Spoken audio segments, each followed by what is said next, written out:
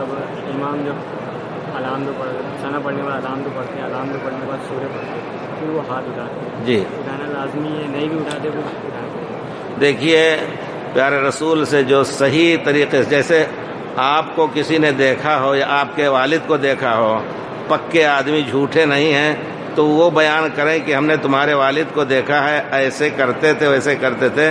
اسی طرح صحابہ نے جو پیارے رسول کی صلاۃ دیکھی ہے وہ بیان کرتے ہیں ایسا جیسے ہم دیکھ رہے ہیں کہ پیارے رسول پڑھ رہے ہیں۔ تو اس قسم کی جو حدیثیں ہیں اس میں صاف ہے تکبیر تحریمہ، اور نہ فارسی میں نہ اور کسی زبان میں، اللہ اکبر عربی میں، پھر اس کے بعد سورہ فاتحہ کی تاکید جو پیارے رسول نے فرمائی ہے کہ اس کے بغیر نماز نہیں ہوگی، پھر اس کے بعد کوئی اور سورت، پھر ہاں نیت کی جاتی ہے۔ نیت وہ بدعت ہے، وہ غلط ہے۔ آپ جانور نہیں ہے، جانور کو بھی گھاس دکھاؤ تو گھاس دیکھ کر کے نیت سے آتا ہے۔ اذان ہوئی، آپ گھر سے نکلے کس نیت سے؟ نماز پڑھنے کی، وہ نیت بن گئی۔ اب یہ کہنا کہ ہم 4 رکعت نماز پڑھتے ہیں پیچھے اس امام کے اور دائیں ہمارا کوئی آدمی ہے، بائیں کوئی عورت، یہ سب غلط ہے بالکل۔ آپ اللہ اکبر کہہ کے شروع کر دیں سنت، پھر اس کے بعد تکبیر ہو جائے، اللہ اکبر کہہ کے فرض شروع کریں تو سورہ فاتحہ پڑھیں، سورہ فاتحہ کے ساتھ کوئی اور سورت، سری نماز ہو، اور اگر آواز سے پڑھ رہے ہیں امام صاحب تو سورہ فاتحہ ان کے پیچھے پڑھ کر کے پھر دوسری سورت نہ پڑھیں۔ کچھ کہتے ہیں ہاتھ ایسے باندھنا چاہیے، ہاں کہتے ہیں ایسے باندھنا چاہیے، کچھ کہتے ہیں ایسے۔ دیکھیے سنت کا طریقہ پورے طور پر یہاں باندھ سکتے ہیں، یہاں باندھ سکتے ہیں، لیکن یہ ہتھیلی کلائی پر ہو، یہ نہیں کہ ایسے اور نیچے کر لیں گے تو نہیں ہوگا۔ باقاعدہ پیارے رسول کی جو حکم تھا کہ داہنے ہاتھ کی ہتھیلی کو بائیں ہاتھ کی کلائی اور ہتھیلی پہ رکھو، یہ کلائی ہے ساعد جس کو کہتے ہیں، تو یہی سنت ہے۔ اب اس میں مذہب کے بارے میں مذہب حنفی میں کہتے ہیں نہیں سرہ ناف کے نیچے باندھنا چاہیے، یہ کوئی کسی ایک صحیح روایت میں نہیں کہ پیارے رسول نے ایسی صلاۃ پڑھی ہو۔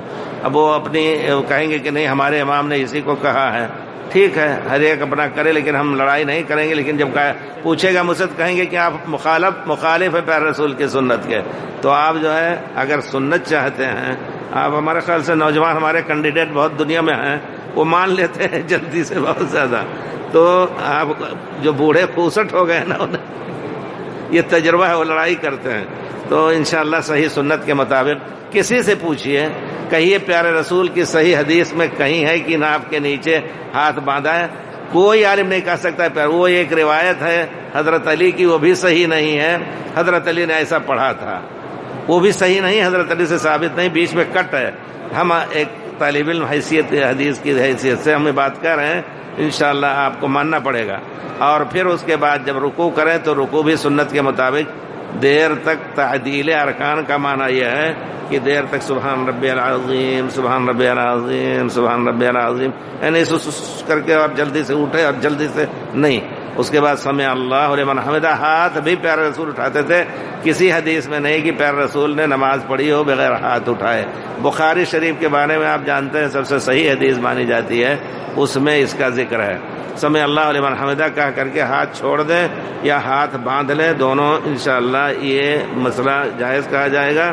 اس کے بعد اطمینان سے آپ ہاتھ پہلے کر کے گھٹنا بعد میں رکھ کر کے، اور سجدہ اکیلے اگر نماز پڑھ رہے ہیں تو کھل کر کے، تاکہ یہ بغل کھلا رہے، اسے چپکا کر کے نہیں، سجدہ لمبا کریں اور یہ پیٹ ران میں نہ ہو، اکیلے جب پڑھیں۔ لیکن جماعت میں تو ظاہر بات ہے مل کے نماز پڑھنی، اس وجہ سے اس کے بعد سجدہ اچھے انداز سے سبحان ربی الاعلیٰ سبحان ربی الاعلیٰ، اور سبوح قدوس رب الملائکۃ والروح یہ بھی ہے۔ اس کے علاوہ اور دعائیں ہیں، لیکن اس میں آپ سبحان ربی الاعلیٰ سبحان ربی الاعلیٰ اور کچھ کہہ کے دعا بھی مانگیں۔ پیارے رسول کی نصیحت ہے اما الرکوع فعظموا فیہ الرب، رکوع میں زیادہ سے زیادہ اللہ کی تعظیم یعنی سبحان ربی العظیم کا معنی ادا کرو۔ وَأَمَّا السُّجُودَ فَأَكْثِرُوا فِيهِ الدُّعَاء، سجدے میں زیادہ سے زیادہ دعا کرو، فَقَمِنٌ أَن يُسْتَجَابَ لَكُمْ، وہ دعا زیادہ قبول ہوگی۔ ہم جب پہلے سجدہ کر لیتے جب بیچ میں رکتے ہیں اس پہ کوئی دعا پڑھی جاتی ہے؟ جب سجدہ کریں گے اٹھیں گے تو بیچ میں آپ کوئی کتاب بڑھیا سی دیجئے بھائی کو، اللہم اغفر لی وارحمنی وعافنی وارزقنی، یہ پڑھا جائے گا اور ہاتھ اس طرح رکھا جائے گا. پھر دوسرا سجدہ اسی طرح کر کے پھر آپ اٹھیں گے. ہاتھ جو ہے پہلے گھٹنا اٹھائیں پھر ہاتھ, یہ صحیح سے صحیح روایت میں ہے. ہاتھ آپ بعد میں پہلے گھٹنا اٹھائیں پھر ہاتھ. اگر گھٹنا بھی اٹھا رہے ہیں, ہاتھ پہلے اٹھا لے رہے ہیں ہاتھ گھٹنا, تو اس کو جائز کہا جائے گا انشاءاللہ. لیکن صحیح سنت کے مطابق زیادہ آپ نے جو حکم دیا ہے کہ اونٹ کی طرح نہ بیٹھو اور اونٹ کی طرح نہ اٹھو, تو یہ صحیح ہے. اس کے بعد ایک رکعت ہو گئی. اسی طرح دوسری رکعت پڑھنی ہے. دوسری رکعت کے بعد پھر آپ کو تشہد میں بیٹھنا ہے. اطمینان سے آپ التحیات پڑھیں گے. اگر 4 رکعت کی نماز ہے تو پھر تحیات پڑھ کر کے پیارے رسول پر صلوات بھی پڑھ سکتے ہیں, لیکن نہ پڑھیں تو کوئی حرج نہیں. پھر اٹھیں گے جب تو تیسری کے لیے اللہ اکبر کا ہاتھ اٹھا کر کے, یہ سنت ہے, ہاتھ اٹھا کر کے پھر اس کے بعد تیسری اور چوتھی اسی طرح. لیکن تیسری اور چوتھی میں صرف سورہ فاتحہ پڑھنا کافی ہے, اور اگر اور کچھ پڑھ رہا ہے تو جائز ہے. صرف سورہ فاتحہ پڑھنا کافی ہے, نفل نماز ہو یا فرض نماز ہو. لیکن اگر پڑھ رہا ہے سورہ فاتحہ کے ساتھ کوئی اور سورت تو بھی جائز ہے. آخر میں آپ تشہد اخیر کے لیے بیٹھیں گے جب, تو پہلے 2 تشہد والی نماز میں پیر جو ہے, اب نوجوانوں کو چاہیے کہ اس پیر نرم رکھیں. ہم لوگ تو اب نہیں کر پاتے ہیں کچھ طرح, لیکن دائنا پیر کھڑا ہو, بایاں پیر جو ہے تحیات میں یا 2 سجدوں کے درمیان میں تو بایاں پیر کھڑا رکھیں گے اور دایاں پیر کھڑا رکھیں, بایاں بچھا کے اس پر بیٹھیں گے.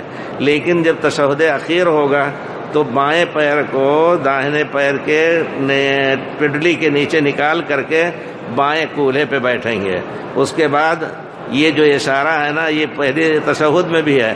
پیارے رسول 53 کی گرے, عربی میں 53 اس کو کہتے ہیں, 50 1 51 52 53, اور اس کو اس طرح بھی آیا ہے, کسی طرح بھی کریں گے. اشارہ صرف کریں وہ بھی جائز ہے, اور اگر تھوڑا سا ہلا رہے ہیں تب بھی جائز ہے. شروع سے لے کر آخر تک التحیات للہ والصلوات الطیبات. اس کے بعد اللہم صلی علی محمد وعلی آل محمد کما صلیت علی ابراہیم. اس کے بعد دعا بھی پڑھیں. پیارے رسول دجال سے, عذاب قبر سے اور قرض سے پناہ مانگتے تھے. اللہم انی اعوذ بک من مأثم المغرب, اللہم انی اعوذ بک من فتنۃ المحیا والممات, فتنۃ المسیح الدجال. اس کے علاوہ کوئی بھی اچھی دعا آپ عربی میں یاد کر لیں. ربنا آتنا فی الدنیا حسنہ بھی پڑھ سکتے ہیں کیونکہ یہ دعا ہے. اور دعا کی کوئی بھی آیت آپ پڑھ کر کے دعا فرمائے. پیارے رسول نے ترغیب دی ہے کہ یہ دعا کی قبولیت کا وقت ہے. پھر اس کے بعد آرام سے السلام علیکم ورحمۃ اللہ وبرکاتہ. عشاء کی نماز میں دعائے قنوت پڑھی جاتی ہے؟ نہیں, عشاء کی نماز میں نہیں پڑھی جاتی ہے. صرف اگر کوئی مصیبت آئے, اللہ بچائے مسلمانوں کو, جس طرح اس وقت مصیبت ہے, تو امام قنوت نازل ہے, یعنی مصیبت دور کرنے کے لیے قنوت پڑھتے ہیں وہ جو اللہم اہدنا. اس کے بعد پھر اور دعا, اللہ تعالیٰ ہلاک کرے ان لوگوں کو جو ہمیں ستانا چاہتے ہیں, اور کچھ یہ قنوت نازلہ وقت میں پڑھے. اور دوسرے ٹائم میں عام حالت میں صرف وطر میں اللہم اہدنا فی من ہدیت پڑھیں انشاءاللہ. اس کے بعد سلام پھیریں, السلام علیکم ورحمۃ اللہ وبرکاتہ. مذاہب میں تو بہت کچھ اختلاف ہے. وہ کہتے ہیں اگر سلام نہیں پھیرا, آخر میں ہوا بھی کھل گئی تو نماز مکمل ہے. نہیں, پیارے رسول فرماتے ہیں تحریمھا التکبیر و تحلیلھا التسلیم. اللہ اکبر کہہ کے تمام چیزیں حرام ہو جاتی ہیں جو نماز میں سے پہلے جائز ہیں, کھانا پینا. اور نماز سے نکلنے کا طریقہ السلام علیکم ورحمۃ اللہ, نہ کہ ہوا کھول دے یا کچھ کھانا پینا. وہ فقہ حنفی میں ہے الخروج بسنہ واجب ہے. الخروج بسنہ لفظ ہے, یعنی کوئی ایسا کام کرے کہ اس کی بنا پر وہ نماز کے خلاف کام ہو تو نماز مکمل ہو گئی. حالانکہ اگر اس کی ہوا کھل گئی سلام پھیرنے سے پہلے تو کہا جائے گا نہیں, جا کر کے وضو کرو, پھر سے اپنی نماز دہراؤ, سلام پھیر کر کے نکل سکتے ہو. باندھا ہے اللہ نے, کھولنے والا وہی ہے.